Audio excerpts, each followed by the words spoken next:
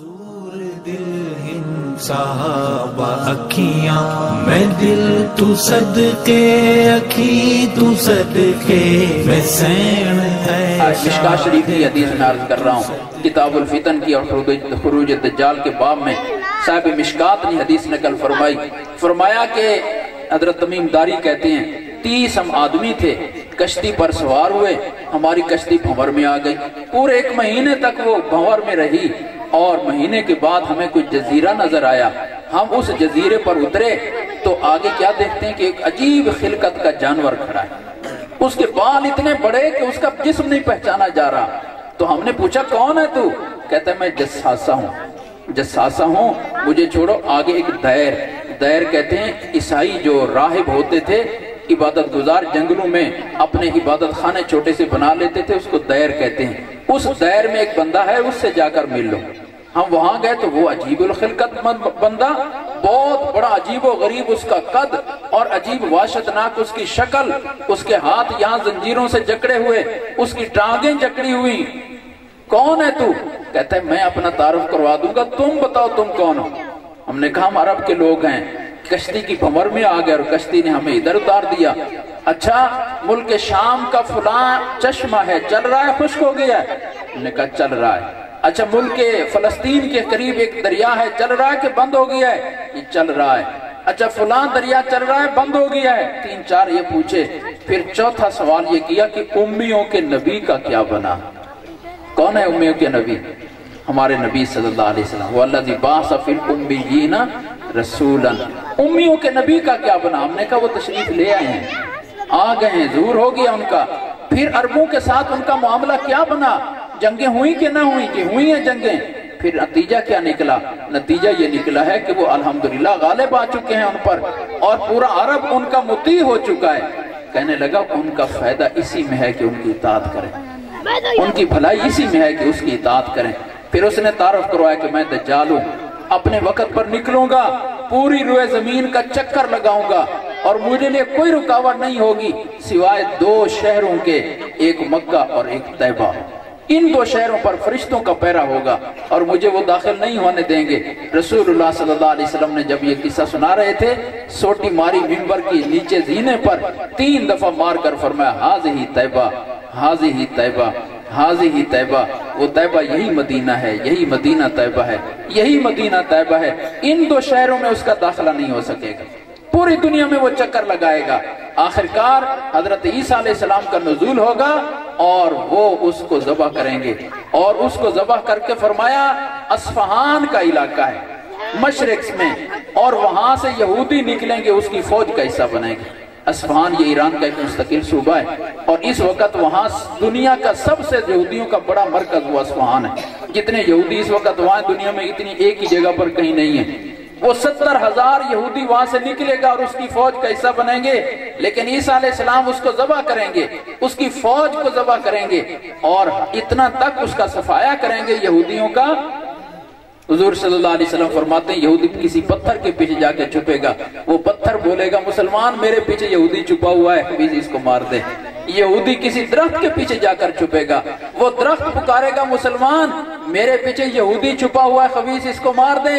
فرمایا ایک درخت ہوگا غرقد کا، وہ نہیں بولے گا، وہ یہودیوں کو پناہ دے گا، ورنہ ہر درخت بھی بولے گا، ہر پتھر بھی بولے گا۔ اور عیسیٰ علیہ السلام چن کے عیسائی مسلمان ہو جائیں گے اور یہودیوں کا صفایا کریں گے، اور عیسیٰ علیہ السلام ایسی جنگ لڑیں گے کہ اسلام کے علاوہ دنیا میں اور مذہب کوئی نہیں باقی ہوگا، مذہب کوئی نہیں باقی ہوگا۔ اس لیے عیسیٰ علیہ السلام پھر جہاد کے اختتام کا اعلان کر دیں گے کہ جہاد تو اس لیے ہوا کرتا تھا کہ دین کو غالب کریں، اب مذہب اسلام کے علاوہ تو دنیا پر مذہب ہی کوئی نہیں رہا، اس لیے آج کے بعد اسلام میں جہاد کا اختتام کیا جا رہا ہے، خاتمہ ہو رہا ہے۔ یہ بات میں نے اس لیے عرض کی ہے کہ مسلمانوں اس وقت جو دنیا کے حالات جس طرف جا رہے ہیں اور جو صورتحال بن رہی ہے اور جو مرکز ہے، جو جگہ ہے، یہ کچھ آثار ایسے بتاتے ہیں کہ آج بے شک فلسطین کا مسلمان ذبح ہو رہا ہے گاجر مولی کی طرح، اور ہمارا بظاہر کوئی نہیں ہے، مسلمان آج بظاہر لاوارث ہے، لیکن ہمیں اپنے نبی صلی اللہ علیہ وسلم کے ایک ایک جملے پر ایمان ہے نکلے ہوئے پر کہ انشاءاللہ مستقبل ہمارا ہے، مستقبل ہمارا ہے۔ ہمارے سے مراد مسلمان کا نہیں اسلام کا ہے، اسلام کا ہے۔ مسلمان تو بہت ہیں، اسلام والے تھوڑے ہیں۔ مستقبل دین کا ہے، مستقبل اسلام کا ہے۔ فرمایا جب عیسیٰ علیہ السلام تشریف لائیں گے مومن تین طرح کے ہوں گے، ایک وہ جماعت ہوگی جو لڑتے لڑتے شہید ہو جائے گی، قرۂ ارض کے بہترین اس وقت کے وہ شہید ہوں گے، اور ایک وہ منافق ہوں گے مسلمان جو اپنی بزدلی اور کمزوری کی وجہ سے بھاگ جائیں گے، اللہ کی نظر میں ان سے بڑا مبغوض انسان کوئی نہیں ہوگا، اور تیسرے وہ ہوں گے جو ڈٹے رہیں گے اور غازی بنیں گے، اللہ ان کے ہاتھ پر فتح دے گا، ان سے اس دور میں ان سے بڑا خوش قسمت اور سعادت مند افضل مسلمان کوئی نہیں ہوگا۔ یہ جو آخری دور چل رہا ہے، اور اس میں ایک تو فتح اسلام پر اسلام کی ہونی ہے، اس پر ہمیں مطمئن رہنا چاہیے، اور دوسرا یہ کہ اس دور میں اسلام اور دین پر قائم رہنے کی بشارتیں بڑی آ رہی ہیں۔ اس اعتبار سے بڑا مشکل دور ہے۔ حضور صلی اللہ علیہ وسلم نے فرمایا کہ دین پر عمل کرنا اتنا مشکل ہو جائے گا جیسے ہاتھ پر انگارہ رکھنا مشکل ہے۔ ہم ماحول ایسے میں پیدا ہو گئے، ہر طرف بے دینی کا ماحول، دجالی فتنوں کا ظہور، ظلمت ہی ظلمت، لیکن اس کے ساتھ بشارتیں یہ ہیں کہ اگر کوئی مسلمان ہمت کر کے دین پر عمل کر لیتا ہے، حضور صلی اللہ علیہ وسلم نے فرمایا ایک ایک سنت پر عمل کرنے پر 100 شہید کا ثواب، ایک ایک سنت پر عمل کرنے پر 100 شہید کا ثواب ہے۔ مسلمانوں ہم اس اعتبار سے بڑے خوش قسمت ہیں کہ اگر تھوڑی سی ہم قربانی دیں، ہمت کریں، اپنے آپ کو دین کے ساتھ جوڑیں، شریعت کے ساتھ جوڑیں، نماز کی پابندی، حلال حرام کی پابندی، آپ دنیا کے جس شعبے سے وابستہ ہیں، معاش کے، زراعت سے وابستہ ہیں تو زراعت کے شریعت کے مسائل کو سیکھ کر اس پر عمل کریں، تجارت سے وابستہ ہیں تجارت کے مسائل سیکھیں اور اس کے مطابق تجارت کریں، ملازمت کر رہے ہیں ملازمت کے مسائل کو سیکھیں، اس پر عمل کریں۔ پھر دیکھیں اس دور میں کہ آپ بے شک 15ویں صدی کے مسلمان ہیں، لیکن جب قیامت میں کھڑے ہوں گے تو انشاءاللہ بہت اونچی صف کے مسلمانوں میں کھڑے ہوں گے، اللہ کے ہاں اس کا مقام بہت اونچا ہوگا۔ اور اس دور میں اگر دین کے ساتھ جڑنا چاہتے ہیں تو بتاؤ دین کہاں سے ملے گا؟ ایمانداری سے بتاؤ دین کہاں سے ملے گا؟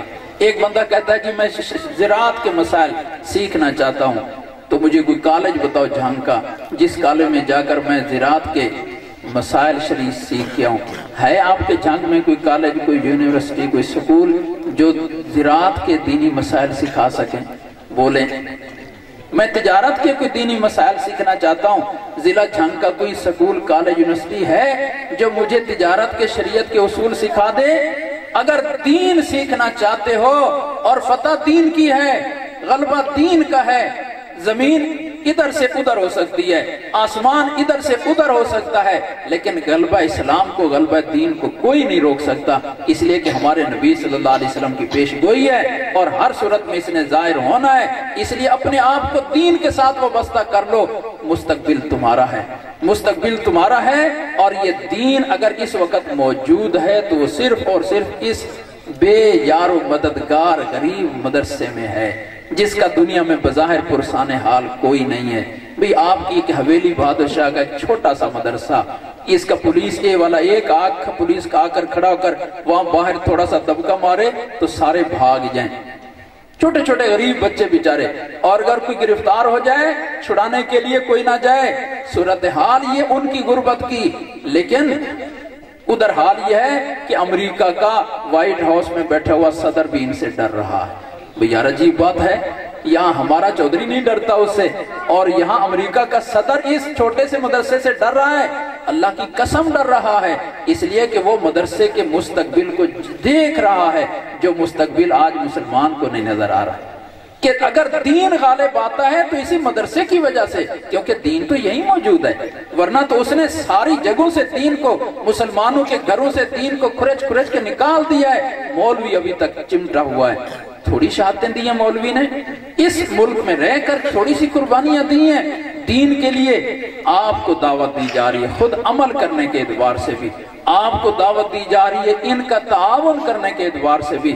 اس دینی تعاون کو معمولی نہ سمجھو، یہ میں عرض کیا کرتا ہوں آپ ٹھنڈے دل سے غور کریں، اگر آج پیارے نبی صلی اللہ علیہ وسلم دنیا میں واپس تشریف لے آئیں، ایمانداری سے اپنے آپ سے سوال کرو، تو ایم پی اے بنیں گے، ایم این اے بنیں گے، صدر بنیں گے، کیا بنیں گے اور کیا کام کریں گے؟ حضور صلی اللہ علیہ وسلم بولے قرآن ہی پھیلائیں گے نا، شریعت ہی پھیلائیں گے نا، اور کیا کام کریں گے؟ اگر حضور صلی اللہ علیہ وسلم اگر آج تشریف لے آئیں تو کیا کام کریں گے؟ یہی قرآن پھیلائیں گے، یہی دین پھیلائیں گے جو مولوی پھیلا رہا ہے۔